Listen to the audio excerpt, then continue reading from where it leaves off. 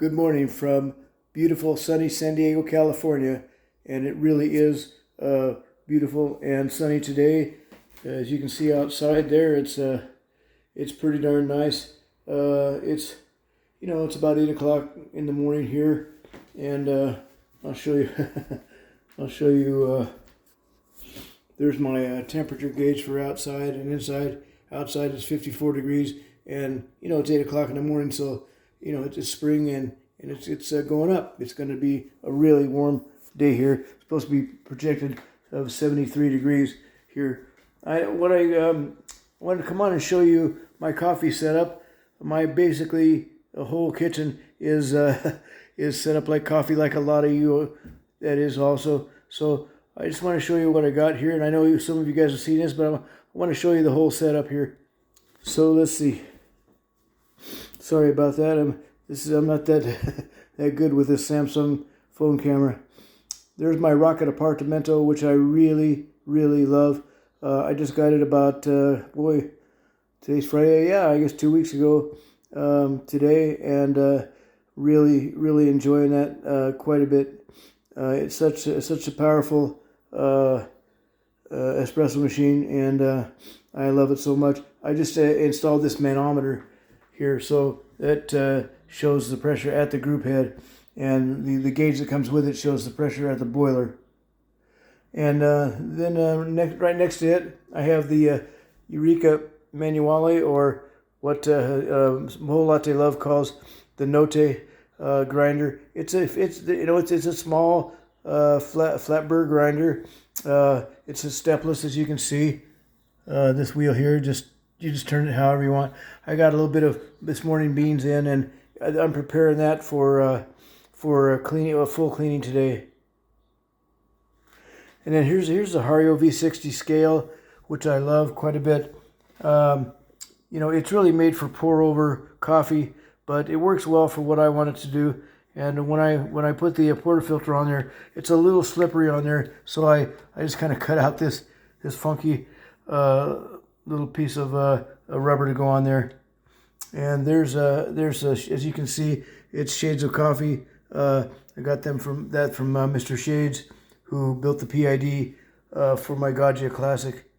And I love that little timer, because it just counts down from 30 or whatever you want to set it to. And there's some beans that I have for my grinder, and there's my little this is the scale that I use to weigh here. So anyway, move on. This I want to talk about this because I love this grinder, and this grinder, and I love the people who do this. He is basically an inventor of coffee equipment, and he spent years and years building this Orphan Lido 2 grinder. I'm sorry, this is a Lido ET. It looks a lot like the Lido 2. This is made because this handle is made for travel, because this handle folds in. You can take it with you, and it is really a fantastic grinder. It really grinds as well as the Eureka, and of course the hand grinder, you got to put a little effort into it. But I love that grinder, especially because I've got this Flare 2 over here. That's what I use it for mostly. But sometimes I do it for the Apartamento or my Gaggia Classic, because it's just a fantastic grinder, and it's really good for my shoulders, being what I have going on here.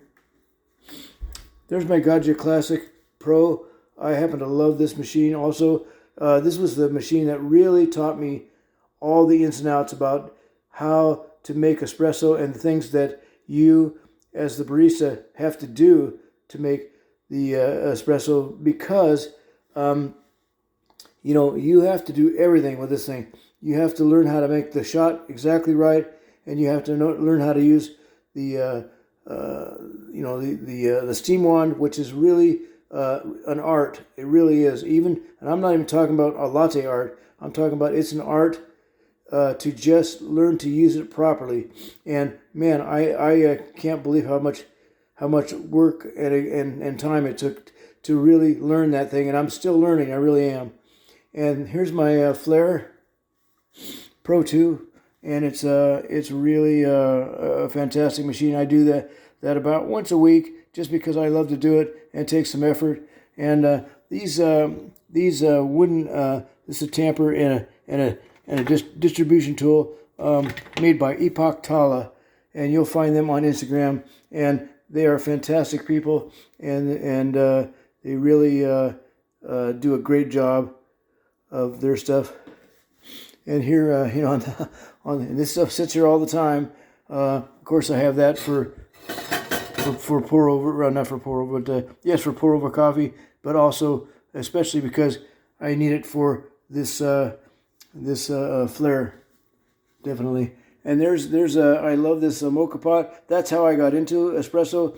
I got into it years ago using one of these when I had an Italian grandma as my landlady, and she taught me really how to appreciate coffee. And she had this on her stove. Of course, she had the aluminum version, which I also have, and she was very proud of it. And I think she probably had that thing at least 30 or 40 years, and was still making great espresso-like coffee.